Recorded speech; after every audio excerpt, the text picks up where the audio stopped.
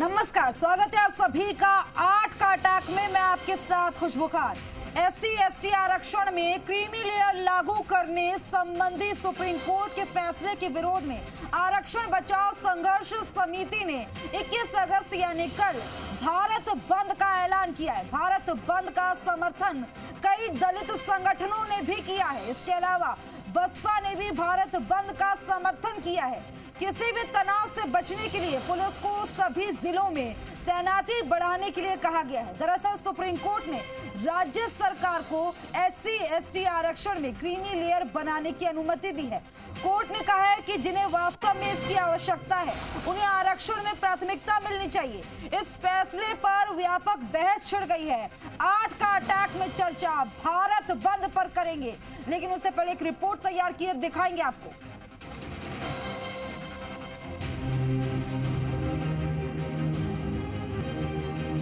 Supreme court में SC/ST के भीतर सब कैटेगरी बनाने की अनुमति देने के बाद अनुसूचित जाति और जनजाति वर्ग में विरोध के सुर सुनाई देने लगे हैं। इसलिए कल पूरे भारत बंद का आह्वान किया गया है। इस बंद का असर राजस्थान में भी देखने को मिल सकता है।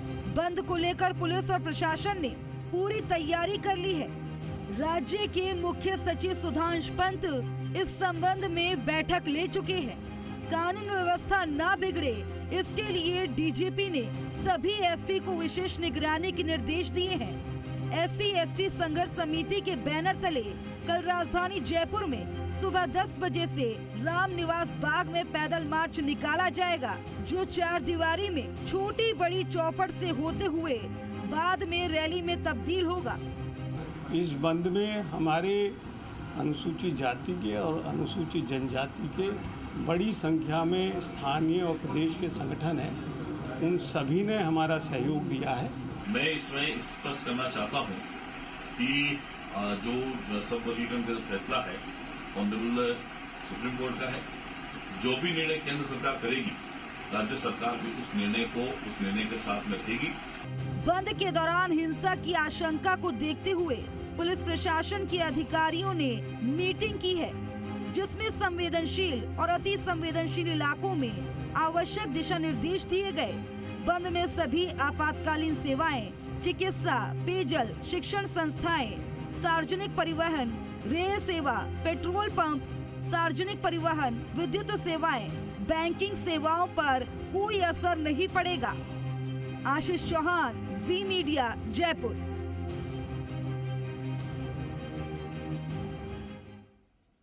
तो 8 का अटैक में हम चर्चा भारत बंद पर करने वाले हैं और हमारे साथ जो मेहमान जुड़ेंगे उससे मैं आपको मुखातिब कराऊंगी। लेकिन इस बीच 8 का अटैक में सुलगते सवाल, इन सवालों का सामना मेहमानों को करना पड़ता है। सुलगते सवाल अब आपको हम दिखाएंगे जो इस डिबेट में रहने वाले हैं, जिनके इर्द गिर्द ही आज सवालों के जवाब मेहमानों को देने होंगे। सवाल नंबर 1, SC/ST में क्रीमी लेयर को लेकर विरोध क्यों हो रहा? सवाल नंबर 2, वंचितों को आरक्षण से ऐतराज क्यों है? सवाल नंबर 3, क्या वर्गीकरण से SC/ST आरक्षण में फर्क पड़ेगा? सवाल नंबर 4, क्या भारत बंद का उद्देश्य आरक्षण पर फैसले को चुनौती देना है? सवाल नंबर 5, क्या भारत बंद फैसले का विरोध करने का अंतिम विकल्प है? तो ये 5 सवाल, सुलगते सवाल, इन सवालों का सामना करना पड़ेगा जो मेहमान हमारे साथ जुड़ गए हैं और जो जुड़ने वाले हैं। तो हमारे साथ जो मेहमान जुड़ गए हैं उनसे मैं आपको मुखातिब करा देती हूँ। यशवर्धन सिंह जी कांग्रेस प्रवक्ता हैं, हमारे साथ जुड़ गए, बहुत बहुत स्वागत है। राम कुमार वर्मा जी पूर्व सांसद हैं भाजपा, बहुत बहुत स्वागत है। हमारे साथ GL वर्मा जी जुड़ेंगे, सह संयोजक है SC/ST संयुक्त संघर्ष समिति। मिथिलेश जैमिनी जी हमारे साथ जुड़े हैं, वरिष्ठ पत्रकार हैं। और दीपक डंडोरिया जी अध्यक्ष वाल्मीकि समाज विकास संस्थान, अब से कुछ देर में हमारे साथ जुड़ेंगे। अब देखिए सवालों का सिलसिला सीधा हम शुरू करते हैं। आज सबसे पहले सवाल होगा भाजपा से। सवाल ये कि रुख क्या है और कल को भारत बंद है, कल भारत बंद है, तो उसको लेकर क्या तैयारी है? तो आपका रुख करूंगी मैं राजकुमार वर्मा जी, राम कुमार वर्मा जी। राम कुमार मैं आपके चैनल के माध्यम से आपको ये बताना चाहता हूँ कि भाजपा का स्पष्ट रुख है, केंद्र सरकार ने भी हम्म और यहाँ राज्य की राजस्थान की सरकार का भी, कि अनुसूचित जाति जनजाति के हित में उनके सामाजिक न्याय, आर्थिक न्याय और जो भी होगा, और जो सुप्रीम कोर्ट का डिसीजन आया है, डिसीजन का मतलब ये है कि जो एक रिट पिटीशन है पंजाब स्टेट के जो टीवी चेन्नैया के साथ में जो चल रहा था, उस मामले को 2004 से वो चला, 2010 में फिर हाई कोर्ट ने उसको रद्द किया। पहले चूंकि सुप्रीम कोर्ट ने उसको रद्द कर दिया था कि ऐसा नहीं हो सकता, लेकिन अभी अगस्त के अंदर सुप्रीम कोर्ट की 7 जजेज की बेंच ने, जिसमें 6 और 1 से जो किया कि संविधान के अनुसार या संविधान का उल्लंघन नहीं है, अगर वो सब क्लासिफिकेशन कोई के सरकार करती है तो राज्य सरकार करना चाहती है तो।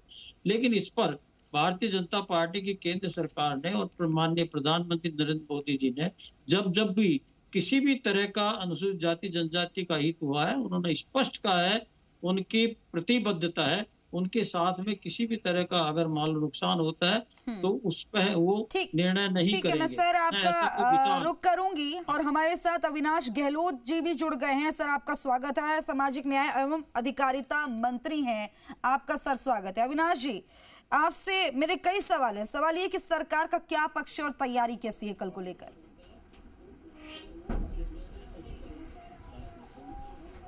प्रोसेसिंग के स्टेट मिनिस्टर मंत्री जी, क्या आपको आवाज आ रही है? देखिए, ये जो ऑनरेबल सुप्रीम कोर्ट का फैसला आया है 1 अगस्त 2024 को, ये जी सुन पा रहा हूँ जी।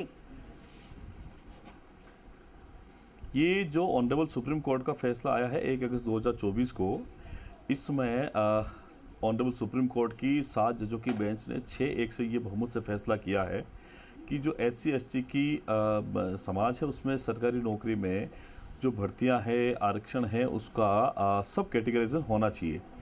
ये 2004 में चेन्नैया बनाम आंध्र प्रदेश सरकार ने एक मैटर में ऑनरेबल सुप्रीम कोर्ट ने कहा है कि इस प्रकार का संविधान की मूल भावना के खिलाफ है। 2004 से लेकर 2024 तक यही फैसला चलता रहा, लेकिन वर्ष 2006 में पंजाब सरकार ने अपनी सरकारी भर्तियों में, सरकारी नौकरी में इस प्रकार के SC ST कैटेगरी में एक उप वर्गीकरण का आदेश जारी किया, जिसको वर्ष 2010 में honourable Punjab Haryana high court ने निरस्त कर दिया। उस फैसले के विरोध में Punjab Haryana government honourable supreme court में गई, तब उस पर फैसला अभी 1 अगस्त 2024 को हुआ है। हमारी सरकार का, राजस्थान सरकार का ये निर्णय है कि हम केंद्र सरकार के साथ में रहेंगे और जो आर्टिकल संविधान का 341-342 कहता है SC ST का एक सूची बनी, उसमें हम लोग उप वर्गीकरण नहीं कर सकते, इसलिए हम राजस्थान सरकार की तरफ से अभी इस प्रकार का कोई फैसला लागू करने वाले नहीं, क्योंकि फैसले के अंदर ये कहा गया है कि ये जो निर्णय करेगी राज्य सरकार अपने हिसाब से उन विशेष वर्ग में जो SC ST का है उसमें विशेष वर्ग से हम लोग उसकी जांच करके उसकी रिपोर्ट बना के उसके बाद में कर सकते हैं। लेकिन फिर भी हम आज हमारी माननीय मुख्यमंत्री से बात हुई, इससे पहले मुख्यमंत्री जी की SC ST जो प्रतिनिधि मंडल है उनसे बातचीत हुई है और इसमें स्पष्ट कर दिया कि संविधान के खिलाफ में हम लोग कोई काम नहीं करेंगे। SC ST वर्ग जो प्रतिनिधिमंडल है उसकी भावना का आदर भी करेंगे और वही काम करेंगे जो संविधान के अनुसार होगा। सर, तो फिर कल भारत बंद का ऐलान कर रखा है SC ST ने, बड़े लेवल पर ये विरोध, कैसी तैयारी प्रदेश में की गई है, स्थिति बिगड़ ना जाए, कैसी सरकार द्वारा स्थिति नियंत्रण में रहे, तैयारी जानना चाहते हैं सर आपसे।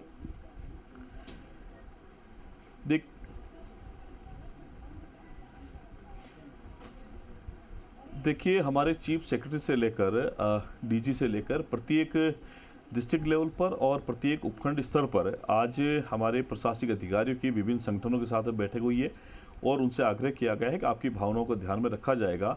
इस प्रकार का निर्णय अभी राज्य सरकार के द्वारा नहीं लिया जा रहा है। जो ऑनरेबल सुप्रीम कोर्ट ने कहा है ये ऐच्छिक विषय है, उन्होंने बताया है, जो निर्णय हम लोगों ने देखा है, तो अभी इस प्रकार कोई नहीं। हालांकि SC ST संगठनों ने इसको सांकेतिक जो बंद है इसका आह्वान किया है। मैं आपके माध्यम से उन सभी संगठनों से आग्रह करना चाहता हूं, निवेदन करना चाहता हूं कि आपकी जैसी भावना होगी उसके अनुसार काम करेगी। किसी भी प्रकार के उप वर्गीकरण का अभी राज्य सरकार का कोई इरादा नहीं है, लेकिन फिर भी केंद्र सरकार का तरफ से भी माननीय प्रधानमंत्री मोदी जी ने और हमारे राष्ट्रीय अध्यक्ष ने भी ये कहा है कि SC ST का जो आरक्षण है हम उसके साथ में हैं कभी उसको खत्म नहीं करेंगे। हम इसके हमेशा साथ रहेंगे जब तक आरक्षण लागू रहेगा। विपक्ष है जो भ्रांतियां फैला रहा है इस प्रकार की, मैं उनसे आग्रह करना चाहूंगा विपक्ष के इस प्रकार के षड्यंत्र में शामिल नहीं हो और राजस्थान की जो कानून व्यवस्था है, प्रशासन पर भरोसा रखें। किसी प्रकार का ऐसा कोई काम नहीं करें जिससे राजस्थान की कानून व्यवस्था भंग हो। हम निश्चित रूप से आपके साथ में हैं और जैसा SC/ST संगठन चाहेंगे संविधान के अनुसार होगा, उसी अनुसार विधि सम्मत हम लोग काम करेंगे। लेकिन मंत्री जी, असर देखने को मिलेगा ये तो जाहिर तौर पर है, तभी कई सारे स्कूल, कॉलेजेस और कोचिंग संस्थान बंद किए जा रहे हैं। तो स्थिति पहले से ही पता है कि विकट हो सकती है, सरकार भी इसे समझ चुकी है। विरोध ये छोटा नहीं होगा, बड़े लेवल पर विरोध है।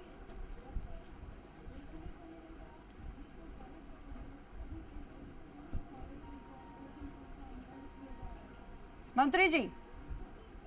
हाँ देखिए, आपकी बात सही है। विभिन्न सामाजिक संगठनों से बातचीत हुई है, वो भी हमारी इस बात से सहमत हैं और हमने उनसे आग्रह किया है। जब हमारी माननीय मुख्यमंत्री से उन संगठनों की बातचीत हुई है, लेकिन उन्होंने कहा है कि हमारा ये सांकेतिक जो बंद है वो हम लोग करेंगे और किसी भी व्यक्ति को, किसी भी संस्था को अपने तरीके से लोकतांत्रिक व्यवस्था में रहकर विरोध प्रदर्शन करने का अधिकार भी है और अपनी बात कहने का अधिकार भी है। उनकी जो बात है वो सरकार के संज्ञान में है, चाहे वो राज्य सरकार हो चाहे केंद्र सरकार हो।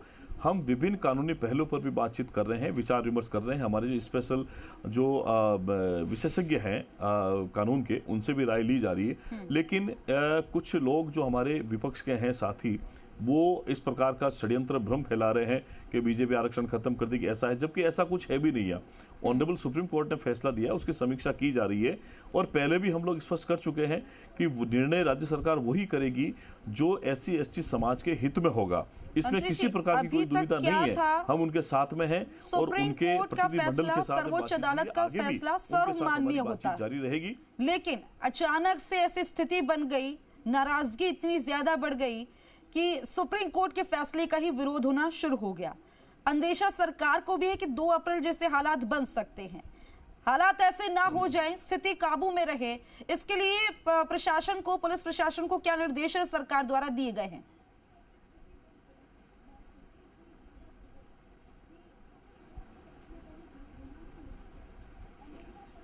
देखिए, विभिन्न संगठनों के साथ में माननीय मुख्यमंत्री जी की और हमारे जो पुलिस प्रशासन के DG हैं, DG स्तर पर बात हुई है, चीफ सेक्रेटरी तक हमारी बात हुई है और पूरा प्रशासन मुस्तैद है और उनसे अपील भी कर रहा है कि इस प्रकार का कोई निर्णय अभी हाल फिलहाल नहीं लिया जाएगा। मानते हैं ऑनरेबल सुप्रीम कोर्ट का जो निर्णय है वो सर्वोत्तम है, लेकिन फिर भी संविधान के अंदर जो आरक्षण दिया गया ये कानून के सम्मत है और कानून के खिलाफ हम लोग कोई काम नहीं कर सकते। और हम चाहते हैं कि उनके साथ बैठकर बातचीत की जाएगी और बातचीत के बाद में वही फैसला करेंगे जो SC/ST समाज के हित में होगा और जो वो चाहेंगे वही फैसला हम आने वाले समय में करेंगे। ये हमारा केंद्र सरकार का भी निर्णय है और हमारा राज्य सरकार का भी ये निर्णय है, इसमें किसी प्रकार की कोई दुविधा अभी तक नहीं बनी है। लेकिन फिर भी मैं आपके माध्यम से सभी जो हमारे संगठन है SC/ST के, उनसे विनम्रतापूर्वक आग्रह करना चाहूंगा कि राजस्थान अमूमन एक शांत प्रदेश रहा है, इसमें हम सबके सहयोग की आवश्यकता है। आप और हम सब मिलकर किसी भी अगर प्रकार की कोई समस्या आती है, कोई इश्यूज आता है, उस पर बिल बैठकर बातचीत करने के बाद उसका समाधान होता है। समाधान ही एक रास्ता होता है, क्योंकि ये हमारी सरकार का निर्णय नहीं है, सरकार का निर्णय नहीं है और ये ऑनरेबल सुप्रीम कोर्ट का निर्णय है। तो इसमें विभिन्न जो कानूनी विषय हैं उस पर भी बातचीत जारी है और निश्चित ही इसका अवश्य ही हल आने वाले समय में निकल जाएगा। क्योंकि देखिए, अभी डबल इंजन की सरकार है, प्रदेश में BJP और केंद्र में NDA, तो ऐसे में अगर हम बात करें, क्या सरकार द्वारा ये कदम उठाने चाहिए थे कि समझाया जा सके, लोगों को जानकारी दी जा सके, पता चले कि इससे कैसे फायदा होगा, वंचित जो रह गए हैं, जिनको फायदा नहीं मिल पाया है, ऐसा होने से फायदा मिलेगा। तो कहाँ कहीं इसको फेलियर मान के चले सर, या आगे जाके समझाया जाएगा कोई योजना?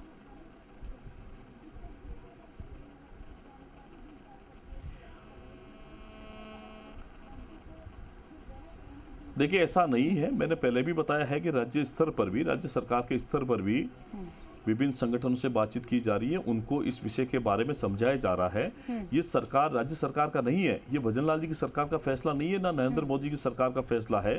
ये ऑनरेबल सुप्रीम कोर्ट ने 6-1 के जजमेंट से दिया है, जिसमें 6 जज ने ये फैसला दिया। एक जज है, उन्होंने इसके खिलाफ में अपनी बात कही है। तो चूंकि भारत एक संवैधानिक प्रक्रिया के अंदर हमारी सारी गुजरती है प्रक्रिया, मैं निश्चित ही उन सब से कहना चाहता हूं कि ये इस जो स्थिति बनी है, पहले भी बातचीत हुई है, लेकिन मैंने पहले बताया कि हमारे जो विभिन्न संगठन है वो ये कह रहे हैं हमारा सांकेतिक प्रदर्शन रहेगा, सांकेतिक बंद का आह्वान रहेगा, क्योंकि एक बड़ा समाज है, हम भी उनकी भावना की कदर करते हैं। और आने वाले समय में जो भी बातचीत होगी, प्रतिनिधिमंडल के साथ बैठकर बातचीत करेंगे, विभिन्न कानूनी विषयों पर चर्चा करने के बाद में, चाहे एजी से बात करेंगे, डबल एजी से, और इस स्तर पर अगर आगे भी और भी किसी बड़े व्यक्ति से बात करनी पड़ेगी, उनसे बातचीत करके इस समस्या का हल निकाला जाएगा।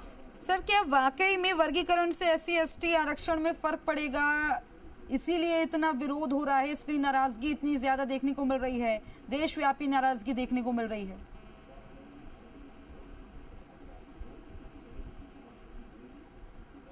मंत्री जी, देखिए, ऑनरेबल सुप्रीम कोर्ट ने अपने इस जजमेंट में ये कहा है कि जिस प्रकार से ओबीसी के अंदर 1990 में जब मंडल कमीशन ने अपनी रिपोर्ट दी थी, उसमें ये कहा था कि ओबीसी के अंदर सामाजिक और शैक्षिक आधार पर ओबीसी को आरक्षण दिया जाना चाहिए। उसके बाद में लोग सड़कों पर आए, उन्होंने कहा था कि इसमें ये इस प्रकार का निर्णय नहीं होना चाहिए, उसमें एक आर्थिक स्थिति भी जोड़ी जानी चाहिए। तो 93 में जब इंदिरा साहनी बनाम जो सुप्रीम कोर्ट का एक जजमेंट आया, तो उसमें शैक्षिक सामाजिक के साथ में आर्थिक व्यवस्था को भी जोड़ा गया था। उसके बाद में क्रिमिनल नॉन क्रिमिनल का जो विषय था वो आया था। तो ये as it is Supreme Court ने भी ये कहा है कि SC/ST के अंदर भी क्रिमिनल नॉन क्रिमिनल जैसी व्यवस्था है वो लागू की जानी चाहिए। कुछ ऐसी विशेष जातियां हैं जिनको वाकई में आरक्षण का लाभ नहीं मिला है, उनको सब कैटेगराइज करके उनको भी इस तरीके का लाभ दिया जाना चाहिए। ऑनरेबल सुप्रीम कोर्ट ने अपने जजमेंट में कहा है। लेकिन फिर भी हमारे SC/ST वर्ग के जो लोग हैं उनको हम लोग समझाएंगे। और मैंने पहले भी बताया है कि ये ऑनरेबल सुप्रीम कोर्ट का जजमेंट है, इसके विभिन्न कानूनी पहलुओं पर बातचीत करके ऐसा समाधान मिलेंगे जिसको जो प्रधानमंत्री मोदी जी कहते हैं सबका साथ और सबका विकास, तो हम सब लोगों को साथ लेकर चलेंगे, आरक्षण जारी रहेगा, इस बात पर हम लोग सहमत हैं। आरक्षण की व्यवस्था SC/ST संगठन कैसे चाहते हैं उस पर भी हम लोग सहमत हैं। किसी प्रकार का हमारी तरफ से ऐसा कोई काम नहीं होगा जो संविधान के विपरीत भी होगा, SC/ST समाज के विपरीत भी होगा। हम वही काम करेंगे जो ये सब लोग चाहेंगे और उनकी भावनाओं के अनुसार ही हम लोग आगे कोई निर्णय कर पाएंगे। स्कूल बंद करने का फैसला लिया जा रहा है, कोचिंग बंद करने का फैसला लिया जा रहा है, क्या मान के चले सरकार सरेंडर कर चुकी है इस विरोध के सामने? मंत्री जी,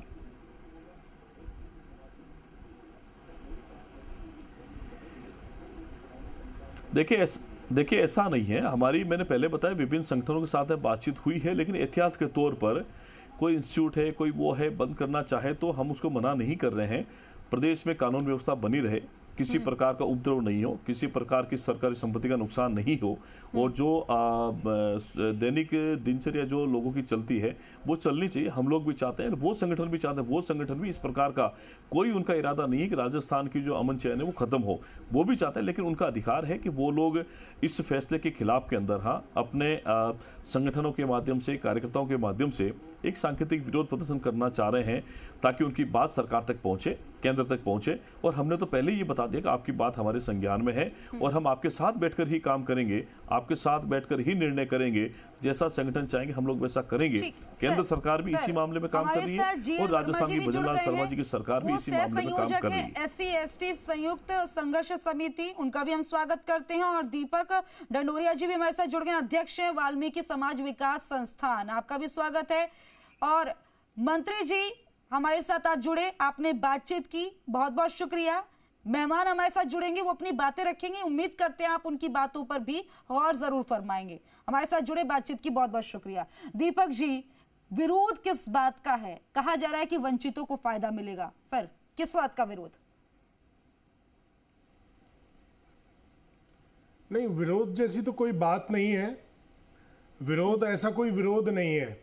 लेकिन ये जो माननीय मंत्री जी हमारे साथ जुड़े हुए हैं, मैं चाहता हूं कि मंत्री जी कुछ मेरी बातों का, कुछ सवालों का एक बार जवाब दें, क्योंकि यहां पर सरकार खुद पार्टी बन गई है और ये जो चल रहा है, ये एक ऐसा एजेंडा चल रहा है आपस में बांटने का, लड़ाने का।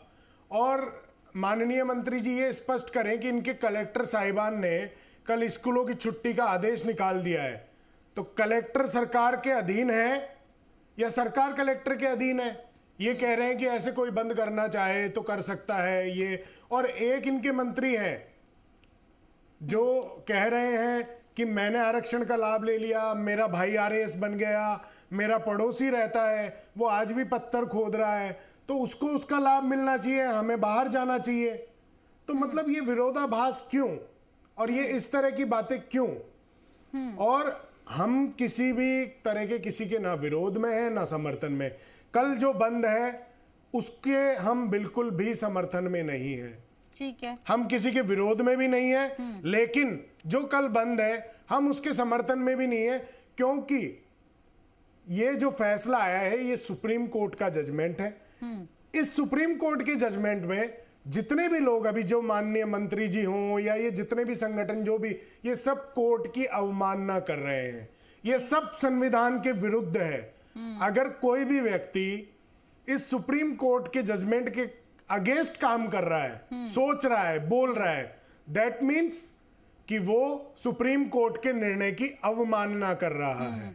और साथ में जो वंचित जातियां हैं, जैसे हमारी वाल्मीकि जाति है, भील है, नायक है, जितनी भी जातियां हैं वो सब भी इसको अच्छे से देख रही है, और सरकारों का रुख भी हम देख रहे हैं और बाकी संगठनों को भी हम देख रहे हैं। तो सर फिर विरोध किस चीज का है? हमने कोई ऐसी कोई बात की नहीं है।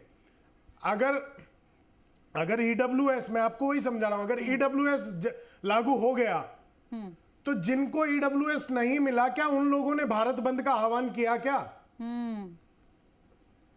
और इसी हमारे राजस्थान प्रदेश में 5% 5 जातियों के लिए, जिनका पॉइंट कुछ रेशो है, बहुत बड़े रेशो में वो जातियां नहीं है, उनको 5% ओबीसी में से अलग से एमबीसी का आरक्षण दे दिया जाता है। तो फिर जो ये वंचित जातियां हैं, जो पीड़ित है, जो शोषित है, अगर उनको अलग से कैटेगराइजेशन किया जा रहा है तो उसमें गलत क्या है? और अगर किसी को अपनी बात रखनी है, कोई बात अगर कहनी है, तो कॉन्स्टिट्यूशनली, अकॉर्डिंग टू कॉन्स्टिट्यूशन, आपको सुप्रीम कोर्ट में जाना चाहिए, आपको सरकार के पास में जाना चाहिए। ये सिर्फ राजनीतिक फायदा उठाने के लिए हमारी जैसी जातियों को टूल बनाया जा रहा है, क्योंकि हमें लोग टूल समझते हैं। आप लेकिन मैं ये विरोध नहीं करेंगे, यानी कि सारे संगठनों को ना मान के चले, SC/ST के, कि वो विरोध सब नहीं कर रहे हैं, ये मान के चले। ठीक है, मैं GL वर्मा जी आपका रुख करना चाहती हूँ, क्या आप लोग इस विरोध में भारत बंद में शामिल है या नहीं? देखिए, मैं इसको थोड़ा सा पीछे से देखने की कोशिश कर रहा हूँ कि ये भारत बंद का आह्वान किसने किया, किसी को भी मालूम नहीं है। ये भारत बंद का आह्वान ये जरूर है कि माननीय उच्चतम न्यायालय के 1 अगस्त के निर्णय के बाद में सोशल मीडिया पे जारी हुआ। तो देखने में, सुनने में ये उपवर्गीकरण अच्छा लगता है। कोई भी ये नहीं कहेगा कि छोटे भाई को उसका हिस्सा नहीं मिले, लेकिन छोटा भाई पहले सक्षम होना चाहिए, उसको सक्षम बनाना चाहिए, फिर आप उसके बराबर लाना चाहिए, फिर बराबर बात करनी चाहिए। तो सरकार ने और कोर्ट ने इस बात का ध्यान नहीं रखा कि ये जो वर्ग है इसमें क्या आरक्षण ही एक ऊपर उठाने का वो जरिया है। ये जो हमारे समान ये कह रहे हैं कि समान लोग नहीं आए हैं, बराबर नहीं है दूसरी जातियों के, तो उसके लिए इन्होंने क्यों नहीं अभी तक अच्छे स्कूल्स खोले, क्यों नहीं इनको फॉरेन में एजुकेशन के लिए भेजा? जो आप पहले उनको इस स्तर तक तो ले आइए। हाँ, हम इन हमारे भाइयों को बिल्कुल हमारे बराबर लाके हम इनका हिस्सा देना चाह रहे हैं, लेकिन ये क्या होगा, लोगों को ये शंका है कि जो ये उपवर्गीकरण करेंगे, क्योंकि अभी कुछ जातियों में जिनमें उपवर्गीकरण के कारण जो अलग होगी, उनमें जो खाली सीटें रह जाएगी वो सामान्य वर्ग को चले जाएगी, अनुसूचित जाति से हटके। खाली ये डर है, अदरवाइज कोई नहीं चाहता कि हमारे छोटे भाइयों को जिनको नहीं मिला हो, सर वायरल हो रहा है, पोस्टर वायरल हो रहा है। हालांकि किसने पोस्टर जारी किया उस पर ऐसा कुछ नहीं लिखा है, बस उसमें भारत बंद का जिक्र किया हुआ है और लिखा हुआ है कि 21 अगस्त 2024 को संपूर्ण भारत बंद, प्रातः 6 बजे से रात्रि 8 बजे तक संपूर्ण लॉकडाउन। किसने किया है किसी को नहीं पता, लेकिन इसकी चर्चा इतनी जोरों से है क्योंकि ये पोस्टर वायरल हुआ और उसके बाद सबकी नाराजगी खुलकर सामने आने लगी। हालांकि खुलकर बोलने को तैयार नहीं है, लेकिन अब देखना होगा कि कल कितना इसका विरोध देखने को मिलता है। मैं आपका रुख करूंगी, लेकिन यशवर्धन सिंह जी आपका भी रुख करना चाहती हूँ। आपने मंत्री जी को सुना कि विपक्षी दल बरगलाने की कोशिश कर रहे हैं, उसका नतीजा ये है कि विरोध देखने को मिल रहा है, विरोधाभास सुनने को मिल रहा है, वो भी सर्वोच्च अदालत के फैसले पर। खुशबू जी, ये जो मंत्री जी ने कहा उसके विषय में मैं एक बात कहना चाहता हूँ। कांग्रेस 1946 से लेके 2024 तक किसी भी तरीके से वंचितों के आरक्षण के समर्थन में हर तरीके से किसी भी तरीके से कभी भी ये नहीं कहा कि हम संविधान बदलेंगे, आरक्षण खत्म करेंगे। लेकिन ये जो मंत्री जी ने कहा है, मैं मंत्री जी को याद दिलाना चाहता हूँ कि प्रधानमंत्री मोदी जी के सलाहकार समिति के प्रमुख विवेक देबरॉय, उन्होंने पूरा आर्टिकल लिखा, we need a new constitution. Yashvardhan उसके बाद में यशवर्धन जी जी, अच्छा मेरी बात सुनिए, आप मुझे ये बताइए, पहले बस इतना बता दीजिए, क्या आप लोग भी विरोध कर रहे हैं सुप्रीम कोर्ट के इस फैसले का? क्या विपक्षी दल कर रहे हैं इसका? देखिए, विरोध सुप्रीम कोर्ट के फैसले का अगर कहीं भी उसका वो समीक्षा की जा सकती है तो वो उचित जगह है संसद, पहली बात। दूसरी बात, जब सुप्रीम कोर्ट का निर्णय आ गया है तो मैं या आप या कोई भी नागरिक या कोई पॉलिटिकल पार्टी बिना संसद के उसके फैसले का कोई विरोध नहीं करता।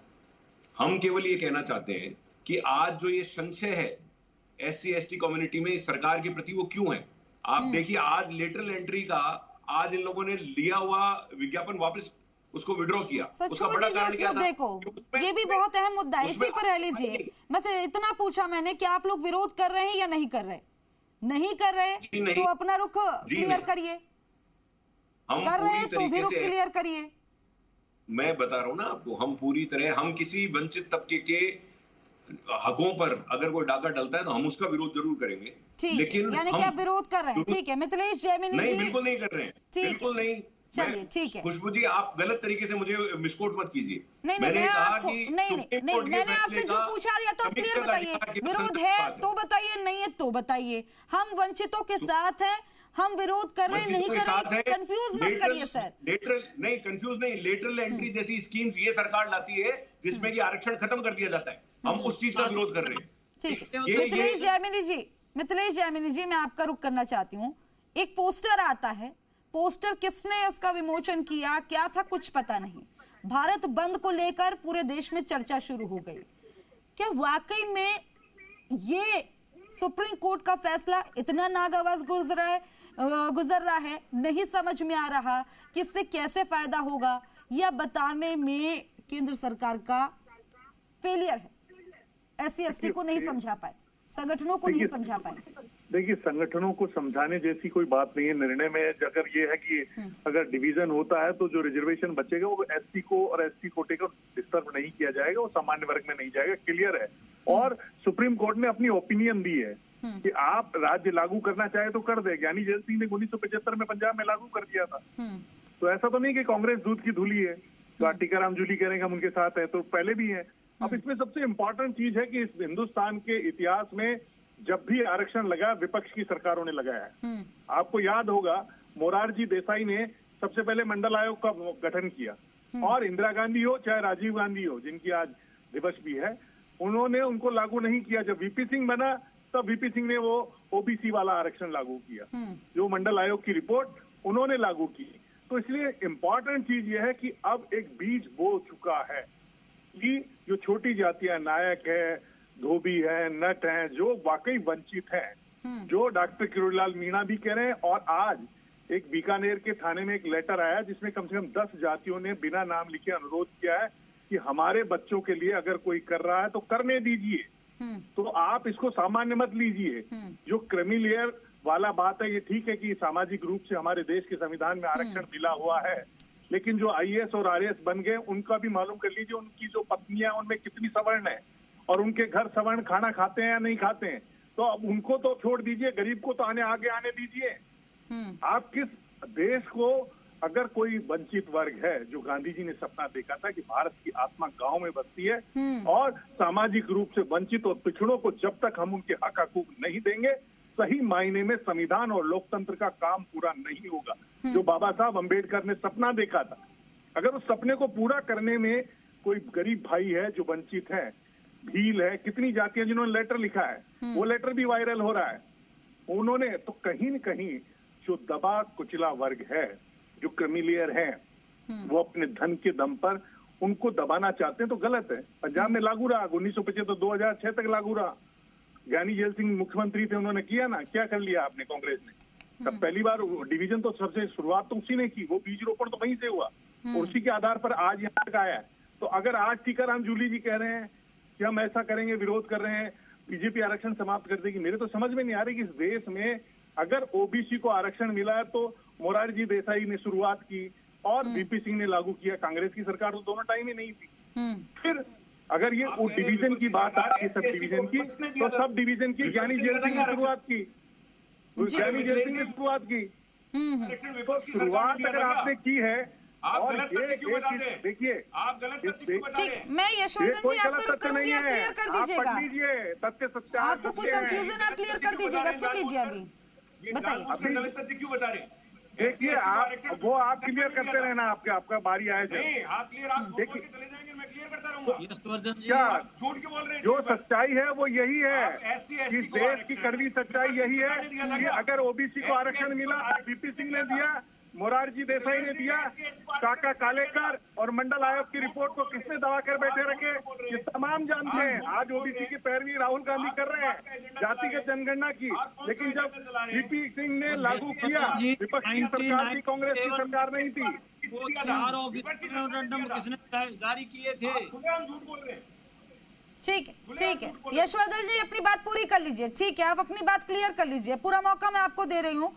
फिर मुझे जीएल वर्मा जी का रुख करना है। जी, SC/ST को आरक्षण मिथिलेश जैमिनी जी के हिसाब से विपक्ष की सरकार ने दिया था।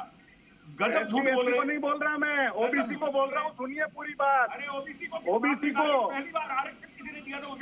ओबीसी के लिए बोल रहा हूँ, पहली बार नहीं बोला मैंने, ओबीसी के लिए बोला। क्लियर सुनिए, स्पष्ट सुनिए, चीजों को बोल्ड कर रहे हैं। कौन सा स्पष्ट सुनिए, स्पष्ट सुनिए, ओबीसी के लिए बोल रहा हूँ मैं। और ये जो डिवीजन है वो ज्ञानी जेल सिंह ने 1975 में शुरू किया, पंजाब में जब मुख्यमंत्री थे वो। एजेंडा क्या है? तो आप SC/ST के आरक्षण को खा गए पूरे विमर्श से। 1946 से लेकर कांग्रेस पार्टी लगातार इस बात पे खड़ी रही, SC/ST को बाबा साहब अम्बेडकर ने दिया है, कांग्रेस ने दिया, संविधान ने दिया है। जिस बाबा साहब अम्बेडकर को रोका गया कांग्रेस ने, 1900 कोई रोका नहीं गया। 1946 में 13 दिसंबर 1946 उनको चुनाव हराया गया।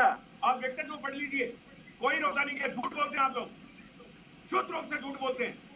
सर आपको भी तो मौका मिल रहा है ना, अगर आपको लग रहा है कुछ गलत तो आप बोलिए, अपनी बात रखिए, आप अपनी बात रखिए। किसी को झूठा सच्चा कहने से अच्छा अपनी बात क्लियर रखिए। ठीक है, मैं आप दोनों से कहूंगी, आप दोनों शांत हो जाइए। जीएल वर्मा जी, मैं आपसे जानना चाहती हूँ, SC/ST में क्रीमी लेयर को लेकर विरोध क्यों हो रहा है? जिनको फायदा नहीं मिल पाया है, उन्हें अगर फायदा मिलता है और वो अच्छा कार्य कर पाते हैं और उनका जीवन सुदृढ़ होता है तो अच्छी बात है। तो विरोध किस बात का? जिन्हें फायदा मिल चुका है, जो अच्छा काम, अच्छे मुकाम तक पहुंच चुके हैं, अब उनके अलावा उन लोगों को फायदा मिल जाए जिन्हें वाकई में जरूरत है, इसका तो फिर स्वागत होना चाहिए। देखिए, दो चीजें होती है, एक तो थ्योरेटिकल और एक प्रैक्टिकल। तो आपके हिसाब से थ्योरेटिकली तो ये ठीक है। अगर अनुसूचित जाति, अनुसूचित जनजाति में इनमें क्रीमी लेयर आ गई है, तो आज आप बताइए कि IITs में कितने प्रोफेसर हैं इस वर्ग से, IIMs में कितने प्रोफेसर्स हैं, सुप्रीम कोर्ट में कितने जजेज हैं, हाई कोर्ट में कितने जजेज हैं, कितने यूनिवर्सिटी के वाइस चांसलर हैं, कितने AAG हैं, कितने सॉलिसिटर जनरल है। अगर क्रीम है तो वो वहां पहुंच कैसे नहीं रही है? आप थ्योरेटिकली तो आप बातें अच्छी कर रहे हैं, थ्योरेटिकली कोई गलत नहीं है, लेकिन वो अगर क्रीम हो गई है तो वो वहां क्यों नहीं पहुंच रही है? ये जो चीजें हैं, इसका पूरा एनालिसिस होना चाहिए कि क्या क्रीमी लेयर है और वो क्रीम में बनी भी है या नहीं। अच्छा, अब दूसरी बात देखिए, आप किसी को कोई फायदा नहीं मिला है, अभी भी जरूरत है, उन्हीं को फायदा मिलना चाहिए। नहीं, ये आपके सरकारी सामने ही है, नौकरी कर रहे हैं, जगह अच्छे बताइए तबके वहां तक पर पहुंच इन चुके लोगों का हैं। प्रतिनिधित्व। सर अच्छे तबके तक जो पहुंच चुके हैं, मैं उनका जिक्र कर रही हूँ जो अच्छे तबके तक पहुंच चुके हैं, उनके अलावा जिनको जरूरत है, अब इसका फायदा उन लोगों को मिले, इसका तो स्वागत होना चाहिए। मैं भी आपसे यही कह रहा हूं कि जब ये क्रीम बन गई है तो ये यहाँ पे नजर क्यों नहीं आ रही है आपको? सुप्रीम कोर्ट में, हाई कोर्ट में, यूनिवर्सिटीज में, IITs में, IIMs में क्यों नजर नहीं आ रही है आपको? सर आप देखिए ना। और दूसरी बात मैं आपको कहूं कि उच्चतम न्यायालय आप मुझे बताइए, सुप्रीम कोर्ट में सारी बातें रखी गई होंगी ना सर? ऐसे हवाई तो नहीं, सुप्रीम कोर्ट देश की सर्वोच्च अदालत है, मैं आपको ऐसे हवा में तो नहीं फैसला दे देगी। मैं इसी बात मैं खुद इसी बात पे आना चाह रहा हूं मैडम, मैं खुद इसी बात पे आना चाह रहा हूं कि इंदिरा साहनी का जो मामला था ओबीसी के लिए क्रीमी लेयर का, उसमें जो 9 जजेज की बेंच थी वो सब पहले ही कह चुकी है कि SC ST में क्रीमी लेयर नहीं लगाना है, और ये मुद्दा भी नहीं था। ये जो केस सुनवाई किया गया था पंजाब सरकार देवेंद्र का, इसमें ये तो मुद्दा ही नहीं था। जब 9 जजेज की बेंच कह चुकी है कि SC ST में क्रीमी लेयर नहीं लगाना है, तो इन जजेज को इसमें देखने की क्या जरूरत पड़ गई? और अगर इनको क्रीमी लेयर की इतनी चिंता थी तो ये जो EWS आरक्षण है उसमें जो SC के जो पिछड़े लोग हैं उनको क्यों नहीं स्थान दे रहे हैं? अगर वो पूरा ही एनालिसिस कर रहे हैं, बाकी जो सब्जेक्ट मैटर ही नहीं था, ये तो कि क्रीमी लेयर तो सब्जेक्ट मैटर ही नहीं था, फिर भी हो गए। अच्छा, दूसरी बात मैं आपको एक बात और कहूं कि चिनिया मामले में पहले 5 जज जो है डिवीजन के विरोध में फैसला दे चुके हैं। अभी माननीय बेला त्रिवेदी जी ने दिया, तो 6 जज सुप्रीम कोर्ट के 6 जज तो इसको लागू करने के पक्ष में है और 6 जज लागू नहीं करने के पक्ष में है। आप इसको क्या कहेंगे? सुप्रीम कोर्ट में तो खुद में एक राय नहीं बन पा रही है। हो सकता है मैं सर 6-1 से फैसला है, 6-1 से फैसला है, आपस में राय कैसे नहीं है सर? एक तो कोई भी हो सकता है कि जो ना सहमत हो, लेकिन 6 का तो फैसला है ना सर? नहीं, 5 जजों ने पहले 5 जज भी तो है ना मैडम, पहले 5 जज और 1 जज, ये मिला के 6 जज हो गए ना। 6 जज जो है ना अभी के फैसले के विरोध में है, तो सुप्रीम कोर्ट में भी 6-6 से टाई हो रखा है। और आप तो ये देखिए, ये जो है ना 6-1 से फैसला आया, अगर 5-2 से आता तो क्या होता? फिर भी लागू करते आपके हिसाब से, तो फिर भी वो जजमेंट था 5-2 से। और उस केस में होता क्या कि आपके 7 तो विरोध में होते और 5 पक्ष में होते और फिर भी फैसला लागू होता। तो ये जुडिशियल सिस्टम कुछ नाम मेरे जहन में आ रहे हैं, मुझे लगता है कि आप बखूबी जानते हैं, प्रेमचंद बैरवा हो या पासवान हो, अठावले हो, देखिए राष्ट्रपति हो, कितने नाम मैं आपको और बता दूं, शायद आपको भी दिखाई दे रहा होगा सर। देखिए, मैं तो आपको हजारों लोग गिनाए हैं, जो हजारों वैकेंसीज खाली हैं। आप पासवान जी और उसके बारे में, राजनीतिज्ञों के बारे में मैं बात नहीं करना चाहता। मैं तो बात स्पष्ट रखी है कि सुप्रीम कोर्ट में हमारा आज तक 75 साल में क्यों नहीं प्रतिनिधित्व हुआ। सर, मैं नाम बता रही हूँ तो आप कह रहे हैं कि आप राजनीति से नाम मत बताइए। अब राजनीति से नाम मत बताइए। राजनीति, ये मैडम जो आरक्षण की जो बात हो रही है, ये नौकरियों की हो रही है। आरक्षण का जो है ना, वहां पे पहले ही माननीय प्रधानमंत्री जी ने कह दिया है कि जो 100 सांसद मिलने गए थे उनसे पहले ही कह दिया कि आपके ऊपर क्रीमी लेयर लागू नहीं होगा। और इस केस में जो अटॉर्नी जनरल और सोलिसिटर जनरल गए थे सुप्रीम कोर्ट में गवर्नमेंट ऑफ इंडिया की तरफ से, और वो इस फैसले के पक्ष में बोल के आए हैं। तो ये विरोधाभास की चीजें हैं। हम प्रैक्टिकली और थ्योरेटिकली दोनों तरीके से हमारे जो SC में वंचित लोग रह गए हैं उनका भला चाहते हैं, लेकिन यहाँ राजनीति नहीं होनी चाहिए। सर ऐसा तो नहीं है कि बिल्कुल किसी का भला ही नहीं हुआ अभी तक आरक्षण से, यही तो कहा जा रहा है। जिनका भला हो गया अच्छी बात है, अब जिनको जरूरत है उनको मिलना चाहिए भला। दीपक जी, मेरा आपसे भी यही सवाल है, जिनको फल मिल चुका है, जिनको फायदा मिल चुका है, उनके अलावा अब जिनको जरूरत है उनको फायदा मिलना चाहिए, तो इसमें तो कुछ भी गलत नहीं है। मैं आपको यही कहना चाह रहा हूं कि सुप्रीम कोर्ट के निर्णय में ऐसी कोई चीज नहीं है कि हम फला कम्युनिटी का, फला वर्ग का आरक्षण समाप्त कर देंगे। जैसा कि मैंने आपको MBC का उदाहरण दिया और मैंने आपको EWS का उदाहरण दिया, वैसे ही मैं आपको ये बता रहा हूं कि बहुत विरोधाभास और हास्यास्पद स्थिति पैदा हो गई है। मुझे तो ये समझ में ही नहीं आ रहा है कि लोग मतलब एक तरफ सुप्रीम कोर्ट का डिसीजन आ गया है, दूसरी तरफ लोग कह रहे हैं कि सोशल मीडिया पे मैसेज वायरल हुआ और हम बंद कर रहे हैं। जबकि 2 अप्रैल को जब बंद हुआ उसमें हमने देखा कितनी क्या जो चीजें हुई, किस तरह से हुई। और आज मैं वाल्मीकि समाज और समस्त वंचित जातियों की तरफ से राजस्थान सरकार से सर्वप्रथम ये मांग रखता हूं आपके चैनल के माध्यम से कि सुप्रीम कोर्ट के फैसले को बिना देरी किए यहां पर लागू करें। और वाल्मीकि समाज के लिए तो ये बहुत अच्छी बात है कि सफाई कर्मचारियों की भर्ती हो। आप भी अपना पक्ष रख रहे हैं, लेकिन मैं आपसे जानना चाहती हूँ, ये कॉन्ट्रडिक्ट हो रहा है क्योंकि देखिए सभी विरोध नहीं कर रहे हैं। जैसा कि आप चाहते हैं कि लागू हो जाना चाहिए, लेकिन जीएल साहब जी नहीं चाहते हैं।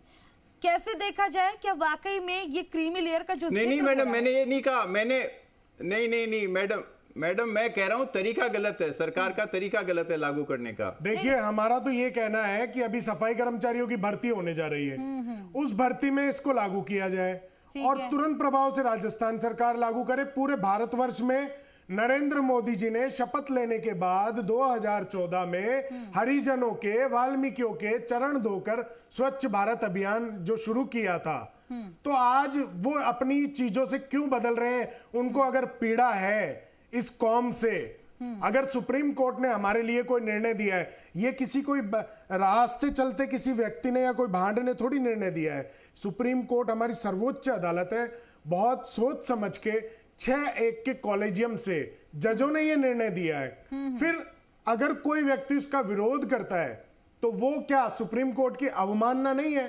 खुशबू जी आप बताइए, क्या ये जो लोग कह रहे हैं संविधान, क्या ये संविधान विरोधी कार्य नहीं है? क्योंकि वो संवैधानिक रूप से ही तो सुप्रीम कोर्ट ने निर्णय दिया है। और फिर दूसरी बात यह है कि हमारे जो वकील थे, हमारे जो पैरवीकार थे, उन्होंने बहुत साल पहले ही अपील की थी। आज अगर उसमें निर्णय आ गया है तो सभी को उसका स्वागत करना चाहिए और बड़ा दिल रखकर जो वंचित जातियां हैं, जो समाज की मुख्य धारा से नहीं जुड़ पाए, उनको जोड़ना चाहिए। और मैं आपको बता दूं, ये आरक्षण जो व्यवस्था है, कोर्ट ने भी बाबा एक ऐसे नियत से कि सबको फायदा मिल जाए, किसी का आरक्षण नहीं खत्म किया, लेकिन हाँ इससे फायदा मिल जाए उनको जिनको वाकई में जरूरत है अभी। तो क्या गलत है? मैं बस यही समझना चाह रही हूँ। जी जीएल वर्मा साहब, जी यही कह रहा हूं कि बाबा साहब अंबेडकर ने जब नहीं, खुशबू जी लेट मी कंप्लीट फर्स्ट। जब बाबा साहब अंबेडकर ने ये संविधान लागू किया तो जो सबसे निम्न स्तर पे थे, जो सर पे मैला ढोते थे, उन लोगों के लिए आरक्षण लागू किया गया था। और आज भी वो लोग समाज की मुख्य धारा से नहीं जुड़े हुए हैं। मैं खुद मिनिस्टर रहा हूं, आज मैं एक पॉलिटिकल पार्टी को भी ज्वाइन किया हुआ हूं। आप जयपुर के आसपास में ईमानदारी से जाके देखिए, 30-40 किलोमीटर के दायरे में आज हम बातें तो करते हैं कि हमारे पास इक्विपमेंट है, सब है। आज भी लोग हाथ पे मैला उठा रहे हैं, सर पे मैला उठा रहे हैं, हाथ से उठा रहे हैं, मेरी कौम के लोग उठा रहे हैं, हम लोग उठा रहे हैं। और मैं आपके चैनल के माध्यम से बड़े स्पष्ट तरीके से ये कह रहा हूं, हमारा तो किसी से कोई विरोधाभास नहीं है, लेकिन वाल्मीकि समाज को आरक्षण चाहिए और ये फैसला लागू करवा कर रहेंगे। इसके लिए हम किसी भी स्तर पर अगर जाना पड़ा, अगर सरकार ने हमारे साथ नहीं दिया, राजस्थान सरकार ने, तो मैं बड़े स्पष्ट तरीके से कह रहा हूं कि उपचुनाव हमारे सर पर है, हम हमारी ताकत दिखाएंगे, चुनाव में दिखाएंगे जवाब दीजिए, और पूरे हिंदुस्तान में दिखाएंगे। जवाब दीजिए। और हमने कभी भी किसी का विरोध नहीं किया है। अगर हम विरोध करते तो शहरों में सबसे ज्यादा जनसंख्या में वाल्मीकि समाज रहता है, चाहे वो कोई सा भी समाज हो, वाल्मीकि समाज रहता है। अगर हम विरोध करते तो बंद की बात ही नहीं होने देते।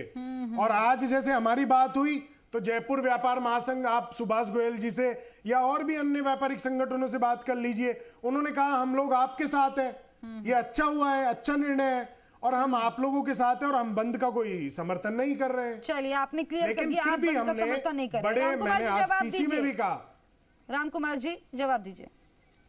देखिए मैडम, मैं आपको पहले तो ये कहना चाहूंगा कि अभी यशवर्धन जी को सुन रहा था मैं, कांग्रेस को। पहली बात तो यह है कि 1932 के अंदर जो पूना पैक्ट हुआ बाबा साहब अम्बेडकर जी के और महात्मा गांधी जी के, उसके तहत में आरक्षण की व्यवस्था को मजबूत करने की बात हुई। और आजादी के बाद में जब आरक्षण का इस तरह से संविधान के अंदर जो किया गया, उसमें 341, 342, उसमें 341 में वो जातियां जो अनटचेबल हैं, जिनको समाज के अंदर सामाजिक न्याय नहीं है, उनको उसमें रखा गया। और 342 में वो रहेगी जो वन में रह रहे हैं, जो सिविलाइजेशन से दूर है।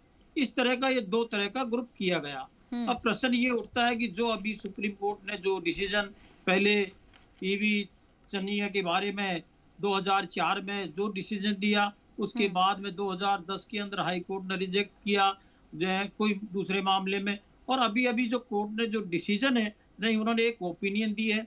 उन्होंने उन याचिकाओं पर कहा है कि इसके अंदर अगर हम चाहे तो इसके अंदर कोटा में से कोटा यानी सब क्लासिफिकेशन किया तो जा सकता है, ये सरकार की इच्छा पर है।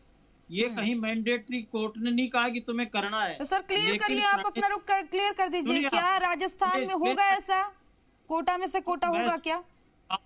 आप तो सुनिए मैडम, मैं ये कह रहा हूँ कि भारत सरकार भी माननीय मंत्री जी ने पूरी स्थिति को स्पष्ट कर दी है कि भारतीय जनता पार्टी का केंद्रीय नेतृत्व जो संवैधानिक है उसकी रक्षा करेगा। उन्होंने कह दिया क्रिमिनल एज पर कॉन्स्टिट्यूशन 341 के तहत वो नहीं होना चाहिए, उसको लागू नहीं करेगी सरकार। ये एक उन्होंने एक सजेशन दिया था। किसकी जवाबदेही होगी, कौन बताएगा कि भारत सरकार का फिर क्या रुख है? कैसे पता चलेगा कि क्या क्लियर तो करे, कोई तो स्टैंड तो क्लियर होना चाहिए। बता दीजिए कि क्या ऐसा होगा? डबल इंजन की सरकार है। हमारे यहाँ कतई किसी तरह का कोई इस तरह का नहीं कर रहे। पूरा का पूरा SC ST के जो सामाजिक संगठन है, प्रत्येक जाति है, उनके समूह है, उनसे बातचीत करने के बाद में क्या उनसे भला हो सकता है? अभी नहीं कर रहे, लेकिन आगे जाके बातचीत करके कर सकते हैं। लेकिन अभी बात करिए ना, आपको माननीय मंत्री जी ने स्पष्ट किया कि सारे संगठनों से बात की है। संगठनों ने कहा कि हमारा सांकेतिक वो है, उसके अंदर उनकी जो सरकार की व्यवस्था वो कर रही है। और हमने तो कहा कि सरकार, केंद्र की सरकार, राज्य की सरकार संवैधानिक अधिकारों में कहीं भी किसी के तहत कोई किसी तरह कोताही नहीं करेगी। ये कांग्रेस के लोग जो भ्रमित, लेकिन ऐसा लग रहा है कि सर मैं कह रहा हूँ घुटने टेक दिए सरकार ने, ऐसा लग रहा है इस बंद का, जिसका सिर्फ एक पोस्टर आया, जिसने किसने जारी किया पता नहीं चला, क्योंकि स्कूल, कॉलेज, कोचिंग संस्थान जिस तरह से बंद किए गए हैं, क्या इसको मान के चलें कि घुटना टेक दिया है? ये तो देखिए कि जिन लोगों ने भी ये बंद का आह्वान किया और जिस तरह किया है, किसी भी ग्रुप ने किया है, ये मुझे तो नहीं लगता है कि इसमें बहुत सारे राजनीतिक पहलू भी हो सकते हैं। पहले भी इस तरह उनके स्टेटमेंट आ रहे। क्या राजनीतिक पहलू हो सकते हैं सर, आप ही बता दीजिए। यशवर्धन जी से कह रहा है कि कर्नाटका में क्या करने जा रहे हैं, आप पंजाब में क्या करने चाहे, आपने क्या किया था, आप क्या चाहते हैं, इनकी मंशा क्या? हमारी भारतीय जनता पार्टी की सरकार केंद्र में भी मोदी जी ने स्पष्ट कर दिया, आरक्षण पर कोई अंगुली भी नहीं उठाएगा, न उठाने देंगे, दूसरे को भी नहीं बांटने देंगे। जिस रिलीजियस के आधार पर बांट रहे थे उनको भी मना किया। इसी तरह का इस पर। लेकिन आप एक बात बताइए, फिर आप ये वंचित जो जातियां हैं और वाल्मीकि समाज है, उनको लेकर आप लोगों का क्या रुख है? नहीं, वो हमारा समाज है, वो हमारा अंग है, उसके अंदर कहीं नहीं है। हर सब अनुसूचित जाति के लोग चाहते हैं कि उनके समाज में, तो हमें वाल्मीकि समाज को और वंचित समाज को, भील समाज को उनका हक नहीं मिलेगा? नहीं मिल रहा है, जो पिछड़ गए हैं, मुख्य धारा से जो छूट गए हैं। मैं ये कहूँ कि अभी भी आज अगर सुप्रीम कोर्ट ने फैसला दिया है तो उनके लिए ही तो दिया है। हाई कोर्ट के फैसले के बाद सुप्रीम कोर्ट ने जो फैसला ये आप अपना रुख स्पष्ट करिए। भारतीय जनता पार्टी या केंद्र सरकार या राजस्थान सरकार या आप लोग अपना रुख स्पष्ट करें कि आप हमारे साथ हैं या नहीं है, क्योंकि हमारा तो हमने सोशली पूरे भारतवर्ष में एक क्या रुख है आपका, बताइए। आप वाल्मीकि समाज को आरक्षण जो मिलने जा रहा है उसके पक्ष में है या विपक्ष में है? आरक्षण मिलने जा रहा है, आरक्षण तो मिल रहा है, आरक्षण पर कोई खतरा नहीं है, उसके तो पक्ष में है ही। भारतीय जनता पार्टी पूर्ण रूप से नहीं, कैटेगराइजेशन की बात कर रहे हैं, कैटेगराइजेशन की बात कर रहे हैं। अगर वाल्मीकि समाज को उससे फायदा हो रहा है तो कैटेगराइजेशन के पक्ष में है या विपक्ष में है आप? तो ये बताना चाहता हूं कि इसके अंदर वहाँ माननीय सुप्रीम कोर्ट ने भी, जजेज ने भी ये कहा है। सर मसला इतना सा है कि सरकार अपना रुख क्लियर कर दे, वो रुख जो है जिसका इंतजार किया जा रहा है, इतना सा मसला है, यही जानना चाह रहे हैं। कोर्ट ने जो कहा है आप उसको पढ़िए। ठीक है, मैं आप लोगों का रुख करूं। यशवर्धन ने जो कहा है तो मतलब ये आप बहुत देर से कुछ कहना चाह रहे हैं इस मसले पर, सुप्रीम कोर्ट ने बताइए क्या कहना चाह रहे हैं, क्योंकि देखिए पूरा आरोप जा रहा है, पूरा आरोप जा रहा है कि विपक्ष ने बरगलाने की कोशिश कहीं ना कहीं की है, ऐसे आरोप लग रहे हैं, कहीं ना कहीं आरोप लग रहे हैं। देखेंगे कि किया ठीक है, यशवर्धन जी को सुन लेते हैं। ठीक है सर, आपके बीच में नहीं बोल रहे थे, अब सुन लीजिए यशवर्धन जी। नहीं है कि ये किया जाना चाहिए, ये रामकुमार जी, इस पर चिंतन करके और रामकुमार जी सुन लीजिए, रामकुमार जी सुन लीजिए जी। आज रामकुमार जी की पार्टी जिस मुद्दे पर एक्सपोज हुई है वो था लेटरल एंट्री वाला मुद्दा। लेटरल एंट्री, ये धीरे धीरे सारी नौकरियों में ये लेटरल एंट्री लाना चाहते हैं, जिसमें न कोई आरक्षण, न कोई पिछड़ा होगा, न कोई दलित होगा। आप बोलने दीजिए रामकुमार जी, अब बोलने दीजिए, चलिए रामकुमार जी सुन लीजिए। अब जब पोल खुलने लगती है तो आप बोलने दीजिए। आप लेटरल एंट्री लेके आए कि नहीं आए? लेटरल एंट्री लेके आए जिसमें न कोई ओबीसी था, न कोई एससी था। सुनिए, आपने आरएसएस के लोगों को बैकडोर से आईएएस और ये सब बनाने की एंट्री बना दी थी। जब उसका पब्लिक में विरोध हुआ तो आपने उसको विड्रॉ कर लिया। ये जो पूरा एससी एसटी समाज है, ये आपसे सशंकित किस लिए है? क्योंकि आप बार बार आप लोग कांग्रेस के लोगों का संविधान चेंज करेंगे, आरक्षण बंद करेंगे। मैं फिर आप बोलेंगे मैं बीच में बोलूंगा, आप बोलेंगे मैं बीच में। चलिए, इस तरह से बहस नहीं होती है, इस तरह से। रामकुमार जी सुन लीजिए, रामकुमार जी रिक्वेस्ट है आपसे रिक्वेस्ट करी हूँ, आप सुन लीजिए। आपके बीच में किसी ने नहीं बोला। जब पोल खुलने लगती है ठीक है, सुन लीजिए, जवाब दे दीजिएगा, आपको पूरा मौका मिलेगा सर। मेमोरेंडम से रिजर्वेशन खत्म हो गया। यशवर्धन जी बात पूरी करिए आप। अब देखिए लगातार बोले जा रहे हैं। यशवर्धन जी आपकी आवाज क्लियर आ रही है, आप अपनी बात पूरी करिए। हाँ, आपको सुन पा। लेटरल एंट्री स्कीम ये लेकर आए, उसमें कोई आरक्षण नहीं रखा, न ओबीसी, न एससी, न एसटी। जब इनकी पोल खुल गई और पब्लिक बैकलैश हुआ तो आज इन्होंने विड्रॉ कर लिया उसको। दूसरी बात, इनके खिलाफ, इनके लिए एससी एसटी में संशय क्यों है? प्रधानमंत्री के सलाहकार विवेक देबरॉय पूरा आर्टिकल लिखते हैं, we need a new constitution. Hegde ji, इनके सांसद प्रत्याशी, कहते हैं कि हम संविधान बदलेंगे इसलिए 400 सीट दीजिए। मिर्दा जी ये कहती हैं, अयोध्या से जो कैंडिडेट थे वो ये कहते हैं। इनके समर्थक, बहुसंख्यक समर्थक सोशल मीडिया पर लगातार आरक्षण के खिलाफ बोलते हैं। इसलिए एससी एसटी वर्ग में इनके प्रति संशय है, ये बार बार ऐसा करते हैं। ये पूरी तरह लेटरल एंट्री स्कीम क्या थी, क्यों लेकर आए, क्यों विड्रॉ कर लिया? संशय का जिक्र आप कर रहे हैं, संशय का जिक्र कर रहे हैं। ठीक है सर, मेरे पास अभी वक्त कम है। मैं मिथिलेश जामिनी जी आपका रुख करना चाहती हूँ। यशवर्धन जी कह रहे हैं कि क्लियर नहीं है तस्वीरें, वहीं आपने सुना दीपक जी भी ये कह रहे हैं कि सरकार अपना रुख तो क्लियर कर दे, रुख ही नहीं क्लियर कर रही है, परेशानी इससे भी है।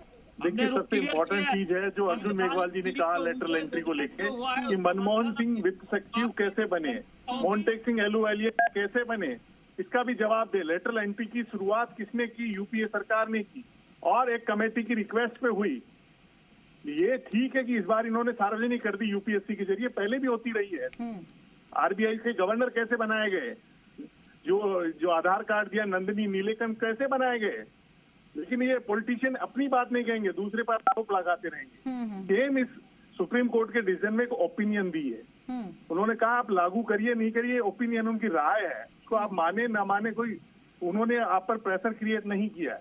उन्होंने राय दी है कि ऐसा हो सकता है, एक बीज का रोपण हुआ। अब ये कब वृक्ष बनेगा, कब जो दीपक डंडोरिया जी चाहते हैं कब उसके फल लगेगा, वो एक समय तय करेगा, वो राजनीतिक भविष्य तय करेगा, लेकिन उसका एक समय होगा। अभी तत्काल निर्णय आया, तत्काल कोई बता दे, ऐसा नहीं होता।